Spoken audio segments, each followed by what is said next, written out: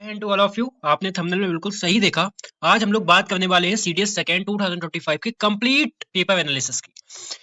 ये क्लास आपकी पूरी की पूरी प्रिपरेशन को चेंज कर सकती है, पूरा का पूरा आपका ट्रैक चेंज कर सकती है। सो कंप्लीट देखना। पहली बात तो अगर आपको सच में एक सिलेबस की अंडरस्टैंडिंग चाहिए एंड आप अगर न्यू एस्पिरेंट हैं, अगर आपने पहले दिया होगा तो आपको पता होगा कि सबसे पहले कहीं जाने से पहले उसका उस एग्जाम में क्या पूछा जाता है, that is very very important. So I will tell you here what is the importance of the vocabulary part, what is the importance of the reading part, what is the importance of the grammar part। मैं separate करके लेके आया हूँ कि vocab में कितना part आता है, आपका रीडिंग का पोर्शन कितना आता है, आपका ग्रामर का पोर्शन कितना आता है। सो प्लीज इस वीडियो को कंप्लीट देखना, ठीक है? क्योंकि मेरी एक बात ध्यान से सुनना, आप किसी ट्रैक पे जा रहे हो, आप सीडीएस का एग्जाम देने जा रहे हो, आज से आपके पास 2 महीने हैं। अगर मैं आपको आज ये दूंगा ना, ये पूरा एनालिसिस करवाऊंगा ना मैं आपको, उसके बाद आपका देखना प्रिपरेशन कितनी ईजी एंड स्मूथ हो जाएगी। तो बस आप बने रहना, ठीक है?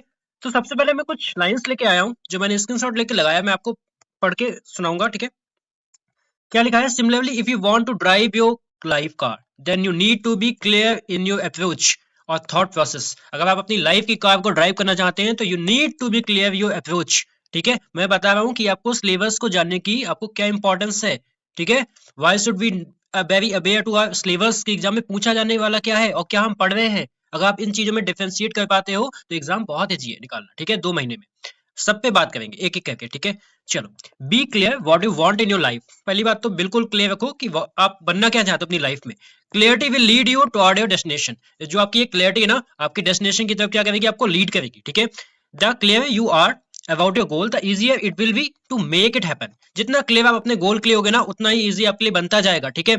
Make a real sound decision to change something and then never look back. एक बार आप डिसीजन बनाओ, सोच समझ के बनाओ, ठीक है? पूरा कैलकुलेट करके बनाओ, लेकिन उसके बाद आपको वापस से नहीं देखना है, आपको वापस से मुड़ के नहीं देखना है, ठीक है? चलो, think about what you want. पहले तो सोचो आप चाहते क्या हो, then write it down as a clear goal. उसके बाद ऐसा साइकोलॉजिकल एक फैक्ट है कि आप उसको लिखो, जितना ज्यादा आप लिखोगे उतना ज्यादा वो गोल आपके आप उसके पास जाते जाओगे, ठीक है?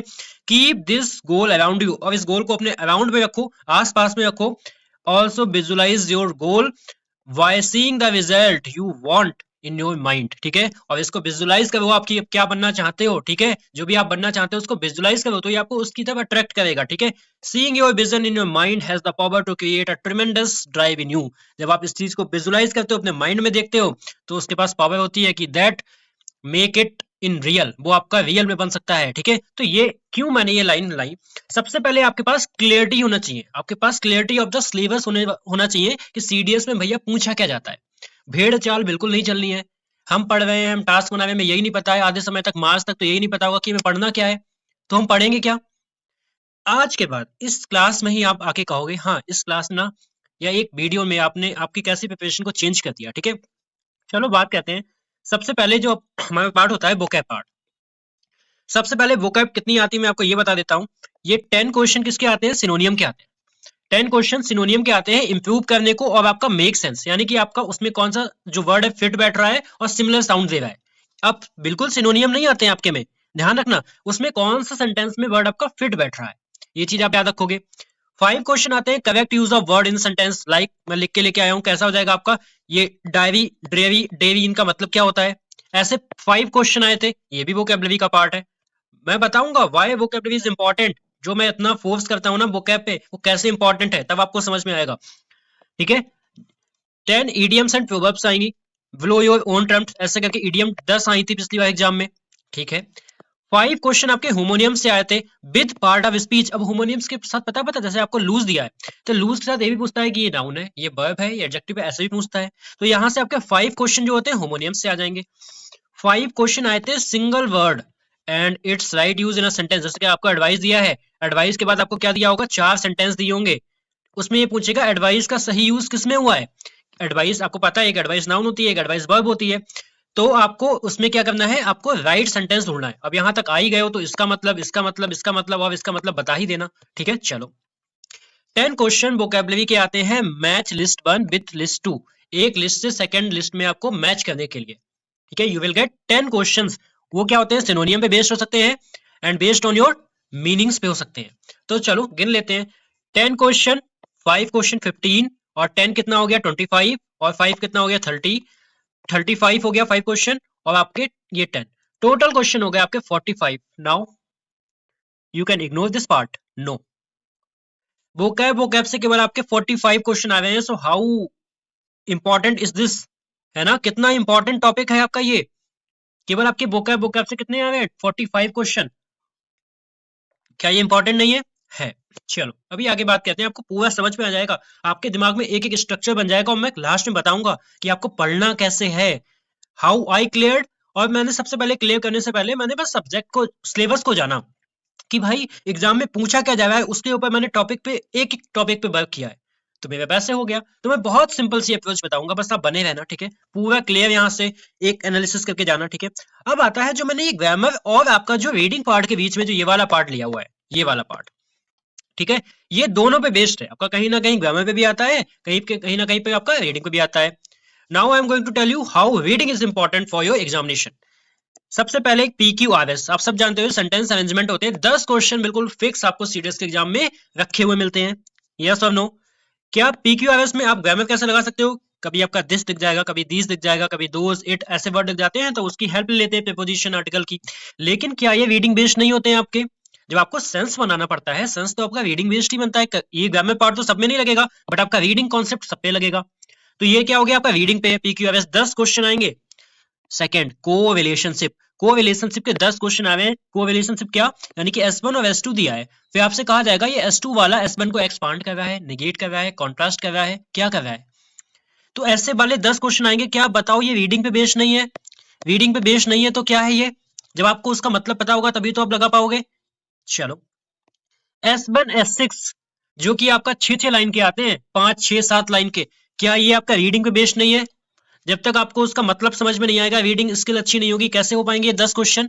फिर आप कहते हो बहुत डिफिकल्ट थे, डिफिकल्ट नहीं थे, कहां पे कौन सा पोर्शन आपको यूज में लेना है वो समझना आपके लिए इंपॉर्टेंट है, ठीक है। क्लोज टेस्ट, 10 नंबर का क्लोज टेस्ट आता है, क्या इसमें आपका रीडिंग इन्वॉल्व नहीं है ना, ये भी रीडिंग पे बेस्ड है ना कहीं ये वोकैब पे भी बेस्ड है, लेकिन कहीं ना कहीं ये रीडिंग पे भी बेस्ड है। जब आपको उसका एक सेंस बन जाता है पूरे क्लोज का, आपको एक थीम पता चल जाती है, तो it will be easy for you, है ना। चलो, डिस्कॉर्स में फिल इन द ब्लैंक्स में लास्ट टाइप पे आपके केवल 5 क्वेश्चन आए थे। डिस्कॉर्स यानी कि क्या, आपसे ऐसे वाले कंजक्शन वाले आपसे फिल इन द ब्लैंक्स में पूछे गए थे, जैसे कि देयरफॉर हो गया, आपका समबाउट हो गया, इनको आपको फिल करना था, ठीक है, तो इसको बोलते हैं डिस्कॉर्स वाले। तो रीडिंग पे बेस्ड आपने देखा कि how reading is important for examination. हम लोग हर एक चीज पे बात करेंगे, ठीक है, या इसके बाद ना आपको एकदम क्लियर कट आपको स्ट्रेटेजी मिलने वाली है, ठीक है। तो भाई देखो, रीडिंग पे बात करें, 10 10 20 30 40 45, रीडिंग से आपके 45 क्वेश्चन बन रहे हैं सीडीएस में। If you are serious aspirant then I am telling to you, ठीक है, रीडिंग से आपके 45 क्वेश्चन बन रहे हैं, हाँ या ना, यस, ओके। अब आ जाते हैं ग्रामर के पार्ट में, मैंने तीनों पोर्शन को ना सेपरेट कर दिया है। ग्रामर का पार्ट, सबसे पहले 10 क्वेश्चन आपको मिलेंगे स्पॉटिंग के, ये पूरे ग्रामर पे बेस्ड होंगे, आपका नाउन एडजेक्टिव एडवर्ब जो भी होगा, ठीक है। तो आपके 10 क्वेश्चन तो ये हो गए। लास्ट टाइम पे आपके फिल इन द ब्लैंक से 5 क्वेश्चन आए थे, जो 5 क्वेश्चन किससे थे, प्रीपोजिशन, डिटरमाइनर यानी कि आपका आर्टिकल वगैरह से थे, प्रीपोजिशन से 5 क्वेश्चन आए थे, ठीक है। उसके बाद में आपका पार्ट ऑफ स्पीच से पूरे 15 क्वेश्चन आए थे। अब पार्ट ऑफ स्पीच थोड़ा सा सीडीएस में चेंज होकर आने लगा है। आपका पहला पार्ट ऑफ स्पीच जो 10 क्वेश्चन आए थे, वो आए थे मैच 1 विद 2, मतलब आपको एक लिस्ट 1 दी थी, एक लिस्ट 2 दी थी, आपको मैच करना था, वर्ड वाले थे। उसके बाद में आपका find part of speech in a sentence, एक सेंटेंस में आपको दिया था, उसमें आपको पार्ट ऑफ स्पीच को फाइंड करना था, वो एडवर्ब होगा, कंजक्शन होगा, इंटरजेक्शन होगा, कि क्या होगा। तो देखो भाई, अब ग्रामर की पार्ट की बात करें तो 10 नंबर ये हो गए, 5 ये 15, 10 25 और 30, क्या 30 क्वेश्चन ये हो गए। 45 आपके रीडिंग वाले हो गए, कितने, 75 और 45, क्या 120 क्वेश्चन नहीं हो गए। अब सुनो काम की बात, अब यहाँ पे आएगी, इसके बाद में ना आपको पूरा एक क्लियर कट आपको मिल गया होगा कि एग्जाम में आता क्या है। लेकिन मुझे पता है अभी आप लोगों के दिमाग में एक क्वेश्चन होगा, वो क्वेश्चन क्या है दिमाग में, कि भैया मान लो अगर सिलेबस चेंज हो गया, पैटर्न चेंज हो गया, तो क्या होगा। सुनो मेरी बात ध्यान से, आपके एग्जाम में 120 मार्क्स क्वेश्चन आते हैं, ठीक है, 120 क्वेश्चन जो आते हैं कितना चेंज हो जाएगा पैटर्न, मान लो 20 क्वेश्चन जो डिस्कॉर्स आते हैं वो नहीं आएंगे, या मान लो आपका कुछ और चीज नहीं आएगी, सब ऐसी बैट हो जाएगा, आपका नवेशन ऐड हो जाएगा, या मान लो आपका ये वाला आया था तो ये वाला नहीं आएगा। 20 क्वेश्चन ही तो चेंज होंगे, क्या पूरा का पूरा पेपर उठा के चेंज कर देंगे, नहीं।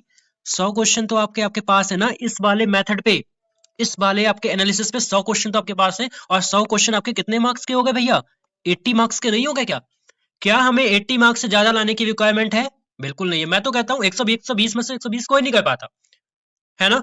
क्या 100 क्वेश्चन 80 मार्क्स के नहीं बनेंगे? लेकिन मान लो उसमें से गलत वगैरह भी होंगे 90, क्या 90 मार्क्स जो 90 क्वेश्चन है 70 मार्क्स के नहीं हो गए? आपको ये बताओ सीडीएस का एग्जाम क्लियर करने से कौन रोक रहा है? मैं बता रहा हूँ कि आपको कैसे पढ़ना है, वेट, ठीक है? अगर चेंज भी हो गया तब मैं बता रहा हूँ, तभी भी आपका 70 मार्क्स हो गया और it is a well score, है ना? ये आपका अच्छा स्कोर है आपके एग्जामिनेशन के लिए।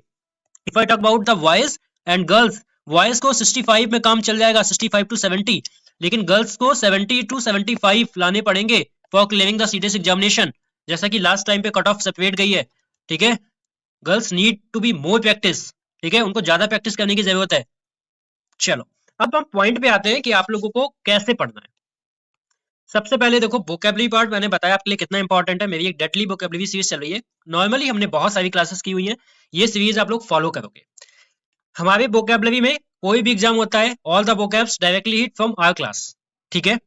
केवल मेरी से नहीं होते हैं, बट मेरी भी क्लास होती है। अगर इस बात में आप डिफरेंशिएट कर पाते हो तो कर लेना, ठीक है? क्योंकि द इंग्लिश रेजिमेंट जो भी है वो जेन्युइनिटी पे बेस्ड है, ठीक है? तो यहाँ पे आपको जेन्युइन कंटेंट मिलेगा, आपको कंटेंट से कोई भी कॉम्प्रोमाइज नहीं होगा। सबसे पहली बात, अगर आप लोग आज से 2 महीने, 2 महीने में अगर एक टॉपिक लोगे, अगर एक टॉपिक लोगे, इसके 100 क्वेश्चन एक दिन लगाओ, सेकंड इसके 50 क्वेश्चन लगाओ, इसके आप 100 क्वेश्चन लगाओ, क्या एग्जाम, अब खुद सोचो क्या एग्जाम बाहर जाएगा? जब आपको सिलेबस का एनालिसिस है, हम हर दिन 5-10 मार्क्स कंप्लीट करेंगे और 1 महीने का सिलेबस नहीं है ये। कैसे? आपके कुल मिला के कितने टॉपिक हैं? 1 2 3 4 5 6 7 8 9 10 11 12 13 15, और एक टॉपिक पे हम एक दिन पे अगर 100 क्वेश्चन करेंगे तो हमारे क्या हर दिन 5 6 7 क्वेश्चन पक्के नहीं होंगे? एक टॉपिक पकड़ो, ईडीएम पकड़ो तो 150 ईडीएम करो, ठीक है? होमोनियम्स पकड़ रहे हो तो 150 होमोनियम्स करो, ठीक है? तो ऐसे एग्जाम आपका क्लियर होगा, और इसको मैं अपने टेलीग्राम पे सेंड कर दूंगा। सर्च कर लेना द इंग्लिश रेजिमेंट टेलीग्राम पे अभी जाके, और इसको प्रिंट करा के ना अपने सामने वॉल पे लगा लेना, ताकि कि आपको सिलेबस की क्लियरिटी रहे। क्लियरिटी ऑफ माइंड बहुत इंपॉर्टेंट है आपके एग्जाम के लिए, because you are going to give CDS examination, going to clear CDS examination, that is not too much lowest examination, है ना भाई? अच्छी तरीके से देखो, स्ट्रेटजी है ना, वो आपको करवा सकती है। अगर आप ऐसे ही जाओगे, आप कुछ भी पढ़ रहे हो, कभी भी कुछ पढ़ रहे हो, तो आई थिंक ये बहुत डिफिकल्ट होगा आपके लिए, ठीक है, एग्जाम को क्रैक करना। बट आप स्ट्रेटेजी के साथ जाओगे जो मैंने बताई है, एंड मैंने 2 टाइम्स क्लेम किया हुआ है, तो my strategy same like that what I am telling to you, ठीक है? तो please go with the strategy. जब वॉर होता है ना, उससे पहले एक स्ट्रेटेजी बनाई जाती है, ये थोड़ा ना वॉर में सीधे कूद गए जाके, है ना? तो प्लीज समझो। लेकिन अब आते हैं बात पे, पीक्यूआरएस कर रहे हो, कम से कम 60-70 पीक्यूआरएस करो, आपके एग्जाम में कितने आएंगे? 10 आएंगे, लेकिन हम तो आगे है ना, 70 पीक्यूआरएस करोगे। कहां से करोगे मैं बताऊंगा, एक सेकंड बस थोड़ा सा सब्र रखो। कोरिलेशन 50 करो, S1 S6 थोड़े बड़े होते हैं, इसको 30 करो। कैपेसिटी बढ़ाओ, क्योंकि आपको एग्जाम में पूरी एक बुकलेट मिलने वाली है, आपके माइंड में प्रेशर होता है आपके ऊपर, ठीक है? वहां पे मैं बहुत क्लियर कट बोल रहा हूँ, ठीक है, बिना कुछ छुपा के, ठीक है? तो जब मैं करता था, मैं भी ऐसे करता था सेम, ठीक है? रिकॉर्डिंग, अगर आपको इसके रिकॉर्डिंग कोई भी आपको कंफ्यूजन है, यू कैन व्हाट्सएप मी, ठीक है? 9140782118, ठीक है? कोई भी कंफ्यूजन है then you can WhatsApp me, ठीक है? अब आप लोग अगर इस पे कमेंट करोगे, अगर आप लोग सपोर्ट करोगे कि भैया हर एक टॉपिक के 100 क्वेश्चन लाके जैसे आप प्रैक्टिस करते थे वैसे करवा दो, देन मैं इस यूट्यूब को ही यूट्यूब बैच बनाने जा रहा हूँ, ठीक है? और बनाऊंगा, ठीक है? अगर आप चाहते हो मुझे अच्छे कमेंट मिले, आप लोगों का सपोर्ट मिला अगर, ठीक है, तो मैं एक एक टॉपिक की आपकी सेपरेट वीडियो लेके आऊंगा। सिनोनियम तो 100 सिनोनियम, कॉमन एरर तो 100, पीक्यूआरएस तो 50, कोवेरिएशन वाले वर्ड तो 50। आपको कहीं जाने की जरूरत नहीं है, कहीं भटकने की जरूरत नहीं है। All the stuff for the English examination आपको यहीं पे मिलेगा। और अभी तक जितनी भी मैंने क्लासेस करवाई हैं, मैं दावे के साथ कह सकता हूं, जिसने अगर देखी होगी ना, उसको वोकैबुलरी में आज प्रॉब्लम नहीं होगी, और नेक्स्ट टाइम सीडीएस का एग्जामिनेशन होगा, फिर मैं वहीं से दिखाऊंगा आपको वोकैब।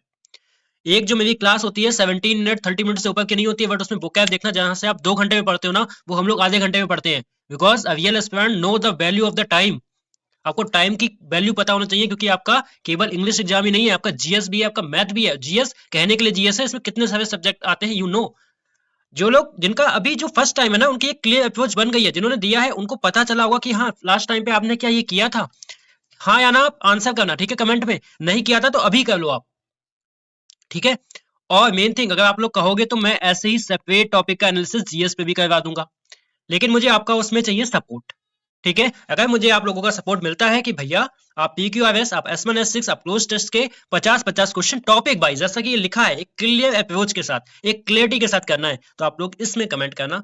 ठीक है, कमेंट करके बताना आप लोग, देन मैं आपके लिए लेके आऊंगा। और अभी इस क्लास के बाद आपको एक क्लियर अप्रोच मैंने दी है, इंग्लिश कैसे पूछी जाती है, how can you clear your examination in the very first time, और अगर आपने रिपीटर्स हो तब भी।